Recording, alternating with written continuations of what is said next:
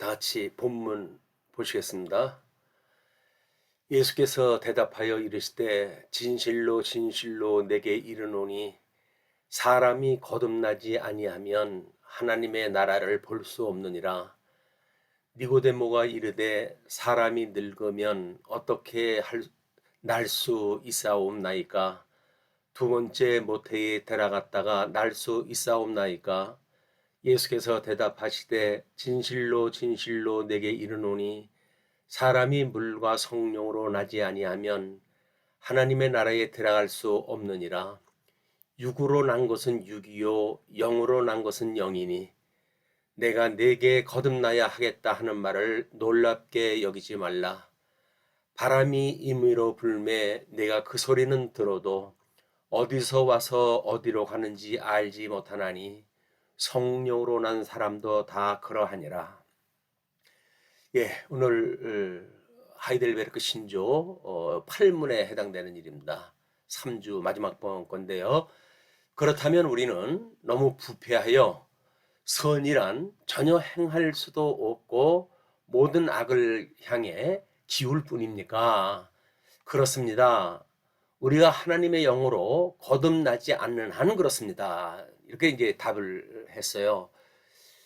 지금 계속 강조하고 있습니다만은 마음의 사전적 의미에 대한 이거를 우리 인간의 품성과 비교를 갖다 해가지고 우리 생각의 세계가 마음이 이런 거로구나라고 하는 것에 동의할 수가 있으셔야 돼요. 지정의라고 하는 인격뿐만 아니라 우리가 육과 영으로 지음을 받았기 때문에 우리가 이거를 예수님으로 말미암아 중생이 되었을 때 중생이 됐다 이렇게 이야기를 하죠. 우리 이 영성은 아담의 불순종으로 인해 가지고 죽었던 사람입니다. 영이 죽었던 그런 육체였었고 거기에 이제 우리가 하나님께서 예수 그리스도로 말미암아 영이 다시 중생함으로 우리 마음이 성령의 소욕과 육체의 소욕을 겸하여 살 수 있는 중생인이 된 상태다. 이렇게 생각을 하시고 우리의 인간의 비참이라고 하는 그 이야기가 여전히 이 육체의 소욕, 이건 사망의 권살에 있는 거기 때문에 거기에 비참을 느낄 수가 있어야 끊임없는 우리 하나님의 위로를 바라볼 수가 있습니다. 자, 우리 대열이 문답과 칼빈의 오리 계속 말씀을 드렸던 거예요. 그냥 섭리 사역을 중심으로 해서 보통 도르트 신조나 하이델베르크 신조는 되어져 있었다. 그러나 우리 웨스트민스터 신도개요 및 대열이 소요리 문답에는 하나님의 작정과 예정 또는 창조와 섭리 이런 것들을 구분해가지고 되어져 있다. 이렇게 보시는 것이 아마 지금 우리 이렇게 행위 언약이라고 하는 섭리 사역으로부터 시작되어지는 표준 교리에 있어서 문제를 제기하는 사람들이 흔히 이 알미니안주의입니다. 왜냐면 장로 교회는 이거 전적 타락을 이야기를 하거든요. 전적 부패가 되어졌다. 그런데 알미니안주의는 부분적으로 타락이 되어졌다는 겁니다. 그래서 인간이 어느 정도 능력이 있어서 하나님께로 나아갈 수가 있다든지 스스로 회의할 수 있다든지 이렇게 이야기가 되어지는 거예요. 이거는 교회사 내내 충돌을 일으키는 두 가지 사상입니다. 하나는 인본주의 사상이고 하나는 신본주의 사상인 거예요. 그래서 어거스틴 때에도 우리 어거스틴은 전적 타락을 이야기를 했지만 그때 당시에 펠라기우스라고 하는 또 신학자는 이런 인간의 공로를 주장하던 그런 그 사람인데 중세기를 거쳐가지고 종교 개혁이 일어났음에도 불구하고 여전히 칼빈주의에서는 전적 타락을 이야기를 하는데 알미니안주의들은 부분 타락을 이야기하고 있다. 이것이 한국 교회의 교단별로 교파별로 나타나는 현상이기 때문에 잘 염두에 두시고 그리고 그걸 우리가 인정을 하고 그 다음에 신앙생활을 또 해야지 그걸 부정할 수는 없어요. 그 기본 사상이 그렇기 때문에. 자, 그래서 인간의 불의는 우리 오문을 갖다 했을 때 본성을 가지고 있다. 인간의 불의가 이랬다라고 하는 걸 이야기를 했어요. 그래서 우리 시조가 지음을 받은 본지위에서 타락하게 된 것은 그 금지된 실과를 먹은 것이다. 이렇게 이야기가 되어져 있죠. 그래서 의인은 없나니 하나도 없고 깨닫는 자도 없고 하나님을 찾는 자도 없고 또 선을 행하는 자는 없나니 하나도 없다고 성경은 증언을 하고 있는 겁니다. 그래서 우리가 이렇게 우리 인간의 본성이 무엇인지를 알아야 우리들의 비참을 더욱 분명하게 알게 되어지고 그 비참으로 말미암아 가지고 주께로 오는 위로를 우리가 소망을 하게 되어지고 바라보게 되어진다. 그 이야기입니다. 그래서 그 불의를 지난 시간에도 우리가 살펴보았지만은 여기서 하나님이 이렇게 선악을 아는 일에 하나가 되어진 그 일들이 어떠한지를 우리가 모르게 되면 창세기 1장서부터 실체적인 하나님의 언약 섭리를 우리가 간과하게 되면 이런 아주 성경 전체 나머지 부분에 대한 오해가 있기 마련입니다. 시편 51편 5절에 보게 되면 내가 죄악 중에서 출생하였으며 어머니가 죄 중에서 나를 잉태하였나이다. 그냥 본성이 부패되어져 있고 아브라함의 후손으로 태어났기 때문에 우리는 죄 중에 잉태가 되어졌고 죄 가운데 우리가 출생이 되어진 거예요. 그것이 얼마나 비참한지를 우리는 이제 우리 삶을 통해 가지고 애절한 삶을 사는 사람일수록 더욱 그것이 간절하지요. 그러나 이 땅에서 호의호식하고 이렇게 하는 사람들은 별반 뭐 그렇게 비참으로 여겨지질 않습니다. 세상 그만하면 뭐 지옥도 살만하네 라는 생각을 할지도 모르겠어요. 그러나 창세기 6장 5절에서 여호와께서 사람의 죄악이 세상에 가득함과 그의 마음으로 생각하는 모든 계획이 항상 악할 뿐임을 하나님께서 그렇게 보신 거예요. 그 상황을. 그래서 어떻게 하나님께서 이렇게 유기하도록 하시는 것도 하나님께서 하게 하시는지 이런 것이 우리 하나님의 절대 주권과 인간의 이렇게 수동적으로 또는 유기적으로 있는 인간과의 관계를 이걸 균형 감각 있게 살필 수가 있어야 칼빈주의 초칼빈주의라고 하는 사람들이 있어요. 하나님이 다 작정을 하게 하였기 때문에 인간하고는 아무 상관이 없다 이렇게 이야기하는 사람들이 있는데 우리 중보자 되시는 예수님은 우리들의 죄를 위해서 사해 주시려고 오셨던 분이기 때문에 우리들의 처참함을 공감하시는 분입니다. 하나님이 우리하고 상관이 없다고 하는 사람들은 여전히 성도들 간의 그런 관계에서도 상관이 없는 거예요. 그래서 공감할 수가 없고 우는 자와 함께 울 수가 없고 웃는 자와 함께 울 수 없는 이런 절름발이 기독교인이 되어지고 마는 겁니다. 그래서 우리가 어떻게 타락이 되었으며 하나님이 싫어하시는 그런 영역 속의 일로 인하여서 내면 세계에 우리가 어떠한 마음을 갖게 되어졌고 그것이 어떠한 범죄 행위로 열매를 맺게 되어졌는지 이걸 자세히 묵상하는 이런 그 기회가 됐으면 좋겠습니다. 자, 그래서 우리 절대악 가운데 상대적 악이라고 그랬잖아요. 하나님은 절대선과 절대악이라고 하는 절대 이성적 기능을 가지고 계신 분이시다. 이렇게 공부를 했습니다. 그래서 하나님은 싫어하시는 것도 있고 좋아하시는 것도 있어요. 그래서 왜 성경에 보게 되면 좋아하시는 것이 하나님의 기쁘시고 선하시는 온전한 뜻이라고 그러는데 왜 그것이 하나님이 싫어하시는 뜻이란 말입니까? 라는 반문을 할 수가 있는데 우리는 하나님께서 싫어하심은 일로 인하여서 기뻐하시는 일이고 선한 일은 선하신 일로 인하여서 기뻐하신다는 이야기거든요. 그러니까 모든 이성적 기능을 통해 가지고 온전히 기뻐하신다는 이야기이기 때문에 여기에 어떤 상대적인 개념이 없는 걸로 이야기가 되어지면 마치 하나님이 그럼 절대 악이란 말입니까? 이렇게 이야기를 한단 말이에요.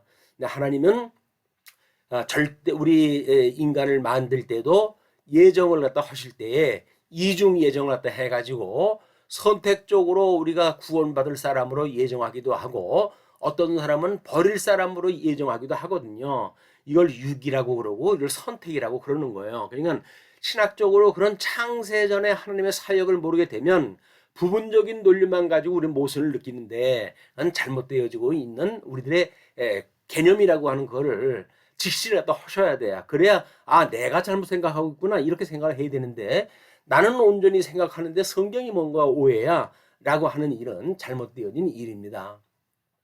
그래 하나님께서 그러잖아요. 여호와 하나님이 이르시되 보라 이 사람이 선악을 아는 일에 우리 중 하나와 같이 되었으니 그가 그의 손을 들어 생명나무 열매도 따먹고 영생할까 하노라 하시고 이러면 영원한 갈등이 생긴다고 그렇게 써요. 여호와 하나님이 에덴 동산에서 그를 내보내요. 그의 근원이 된 땅을 갈게 하시니라. 흙으로 빚어 만드는 인간이기 때문에 결국 땅을 갈아가지고 땀을 흘리면서 소출을 갖다가 얻고 그리고 저주 아래 살게끔 하나님께서 에덴에서 추방시켰었다. 그런 그 이야기입니다. 자, 그래서 우리가 이 사전적 의미의 이 둥그러미 굵은 선 안에 있는 것이 우리가 이걸 마음이라고 이렇게 이야기를 했잖아요. 영과 육이 있고 우리 마음이 있는데 마음과 영이 이렇게 연합하여서 우리가 일어나는 기능을 혼적 기능이라고 하고 그 다음에 마음과 육이 서로 반응해서 일으키는 그 기능을 감정이라고 이야기하는 겁니다. 감각적 기능. 그래서 우리가 영성 또는 지성, 심성, 감성, 덕성이라고 하는 5성을 가지고 있다는 거예요. 이 5가지의 성품을 가지고 있다. 그렇기 때문에 감정, 의지, 생각이라고 하는 거는 이 마음의 작용임으로 해가지고 처소나 작용으로 해가지고 인격적 상태를 이야기하는 것이다. 이걸 몇 번씩 지금 반복해서 말씀을 드립니다. 근데 오늘은 종교적으로 우리가 어두워졌고 더러움에 내어버려뒀다 그러잖아요. 그냥 사단의 종이 되어지게 에덴에서 내쫓았단 말이에요. 근데 이 심성이라고 하는 그것이 이미 이런 어둠에 버려둔 심성으로 말미암은 우리들의 영성이기 때문에 죽은 영으로 말미암는 영성입니다. 그렇기 때문에 이들은 이런 세상에서 죽은 영을 가지고 있는 마음 상태를 가지고 종교란 무엇인가를 궁구하고 그래서 어떻게 하면 신적 관계를 유지할 수가 있으며 뭐 신탁이라든지 이런 걸 통해 가지고 많은 위로도 받고 이렇게 했었는데 이런 문제가 그런 거예요. 그래서 이 종교라고 하는 그 이야기는 철저하게 인간들이 만들어낸 이런 무속행위다. 이게 우상 종교입니다. 우상을 믿는 그런 그 일들. 그렇기 때문에 우리가 하나님을 모르고 종교 행위를 할 수가 있어요. 그걸 무속이라고 이야기를 하는 겁니다. 그래서 앞에서 이야기했던 것처럼 우리에 대한 이야기를 잘 모르고 성경에서 말하는 하나님의 기뻐하시는 뜻을 제대로 모르고 종교 행위를 한다는 이야기는 실상은 하나님을 경외하는 것이 아니라 우상을 섬기는 거예요. 그래서 신약교회에서는 우상은 곧 탐심은 곧 우상 숭배라고 이렇게 이야기를 합니다. 인간이 하나님의 절대적인 주권을 인정하지 아니하고 뭔가 부족하게 느껴가지고 다른 것으로부터 충족을 채우려고 하는 그런 모든 일들이 우상 숭배고 그 우상 숭배는 결국 온 마음을 통해서 이게 우상 숭배하는 겁니다. 이거를 우리가 잘 알아야 돼요. 그래서 이런 그 우리가 하나님 앞에 온 마음을 다해서 또는 뜻을 다해서 또는 너의 몸을 다해서 하나님을 사랑하라. 그리고 이웃을 내 몸과 같이 사랑하라라고 했던 그 이야기는 이런 우리 인간성에 대한 구조 또는 기능 이런 거에 의해서 잘 고찰하지 않으면 제대로 알 수가 없는 겁니다. 오른쪽에 이거는 지금 우리가 영적 예배에 대한 그런 그 문제를 이렇게 나눠놨으니까 잘 그 도표를 확인하다 하셨으면 좋겠어요. 자, 하나님께서는 우리에게 원천적으로 절대자 창조주 되시는 분이기 때문에 창세기 1장 27절로 28절에 보게 되면 우리들에게 하나님의 법을 선포하신 것이다. 그 법이라고 하는 그 이야기는 하나님의 절대적인 법이에요. 이건 인간이 지킬 수가 없는 겁니다. 그걸 우리가 아담이 실수하고 불순종함으로 인간이 될 수가 없었던 걸 하나님께서 주셨구나. 이걸 우리가 알 수가 있는 거예요. 그래서 이 하나님의 법이라고 하는 것은 이걸 우리가 도덕법이다. 이렇게 새롭게 규정을 한 겁니다. 왜냐하면 우리 믿음의 선배들은 창세기 1장 28절을 문화명령이라고 이렇게 이야기를 했거든요. 다른 거는 구속사를 이야기를 했으면서 왜 문화명령으로 이야기를 했을까? 이 창세기 1장 28절의 내용을 보니까 택자도 불택자도 다 포함되는 내용이란 말이에요. 그래서 그걸 문화명령으로 이해를 한 거예요. 근데 우리는 이것을 이제 하나님의 절대적인 이성, 절대적인 하나님의 뜻으로 우리가 받아들이고 그러므로 해가지고 이것은 하나님의 법이다. 그래서 성경에 게시되어져 있는 것은 우리 하나님의 법으로 이해를 해야 되는 겁니다. 그리고 이제 그 영이 죽었기 때문에 하나님을 못 본다는 거 아닙니까? 죽은 영이 하나님한테 스스로 갈 수가 없다는 거예요. 왜? 우리가 타락이 되어졌으니까. 근데 중생이 되어졌을 적에는, 이 중생이 되어졌을 적에는 하나님이 우리 질그릇, 아직도 흙으로 만들어져서 구습을 따라 살아갈 수밖에 없는 육체의 소욕을 영향을 받아서 살아갈 수밖에 없는 이런 그 우리들에게 보배를 담아 주셨단 말이에요. 그 보배가 바로 복음이고 하나님을 아는 생명의 법의 이치거든요. 그렇기 때문에 질그릇 안에 이 보배를 담아 주셨다. 이렇게 이야기를 하는 거예요. 고린도후서 4장 7절에 보시게 되면 우리가 이 보배를 질그릇에 가졌으니 이는 심히 큰 능력은 하나님께 있고 우리에게 있지 아니함을 알게 하려 하심이라. 그러니까 하나님의 은혜라고 하는 것을 깨닫게 하시기 위해서 이렇게 아직도 우리 질그릇 같은 이 몸뚱아리에다가 이 보배를 담아주셨다는 이야기입니다. 그러므로 끊임없이 우리가 이 쇠해져가는 이런 그 육체의 소욕을 날마다 하나님 앞에 쳐서 복종시키는 경건의 훈련이 필요한 겁니다. 자, 이거는 뭐 우리 지난 시간에 또 확인을 했던 거니까. 그래서 우리 예수님께서 율법의 완성을 지금 하고 계시는데 우리 주님이 십자가상에서 돌아가시기 전까지는 모든 율법을 완전케 하신다고 그랬어요. 그러나 부활 승천하셔가지고 주님의 몸된 교회를 온전케 하시는 분으로 성경에 계시가 되어져 있기 때문에 신약 성경을 전체를 들어가지고 성취의 사건이 되어지는 거거든요.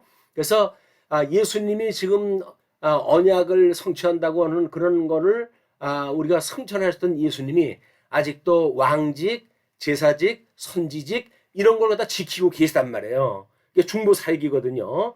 그렇기 때문에 그것이 우리에게 성령을 통해서 증거하시는 것이 성령의 사역이고 우리는 그 성령의 은사를 따라 가지고 뭐 가르치는 은사, 다스리는 은사 또는 섬기는 은사를 통해 가지고 예수님이 하게 하시는 예수님의 한 몸을 이룬 성도로서 마땅히 주의 일을 우리가 부분적으로 하기도 하는 것이다. 이런 걸 깨달았을 때 우리가 우리와 함께 하신 주님을 우리가 인정할 수가 있게 되어지는 거예요. 우리가 창세전부터 예정했던 하나님의 은혜를 깨달을 수가 있는 거예요. 그리고 주님께서 끝까지 우리를 이렇게 영화에 이를 때까지 견인해 하시겠다고 하는 이런 주님의 말씀을 우리가 믿을 수가 있는 겁니다. 그런 믿음이 없이 이거 그냥 교리적으로 믿는다고 하는 건 의미가 없어요. 성경적으로 이미 서신서에서 우리 주님께서 천상사역을 하고 계시다. 그걸 믿는 것을 우리 히브리서 기자는 온전케 하시는 예수를 바라보라 이렇게 이야기를 해요. 그리고 뭐 사도 바울도 내가 섰다 함도 아니고 이루었다 함도 아니다. 우리는 다만 표대를 향하여 다름질 칠 뿐이다. 이렇게 이야기를 하잖아요. 우리는 끊임없이 지금도 구원을 받았고 구원을 받고 있고 구원을 받을 거예요. 과거, 현재, 미래 이걸 다 포함되어진 것이 구원론이란 말이에요. 예정서부터 우리 영화에 이르기까지 전 과정이 구원이기 때문에 부분적인 걸 가지고 뭐 구원을 다 받았다. 그래서 그 이유는 뭐 아무런 의미가 없다. 이렇게 보면 이 기독교를 잘못 오해하고 있는 겁니다. 네, 이런 말씀 잘 참고하셔서 정말 우리 주 안에서 아름다운 경건의 훈련을 통해 가지고 아름다운 단장을 한 신부가 될 수 있도록 하셨으면 좋겠습니다. 예.